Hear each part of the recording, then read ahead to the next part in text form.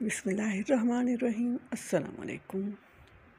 सेहत नेमत है, हिस्सा 2। इसमें हैं जी टोटके।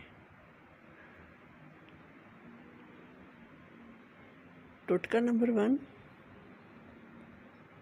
थकावट का इलाज। कहवे में लीमू निचोड़कर पीने से थकावट दूर हो जाती है। नंबर 2, कब्ज़ का इलाज। कब्ज़ तमाम बीमारियों की जड़ है। इसको दूर करने के लिए 1 कप दूध में 2 चम्मच शहद मिलाकर पी लें, कब्ज़ दूर हो जाएगी।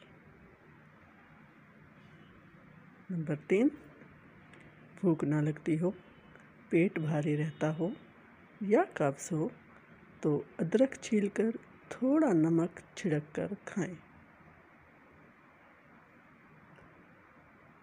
नाज़रीन, ये तो थे टोटके जो हमारी सेहत को ठीक रख सकते हैं।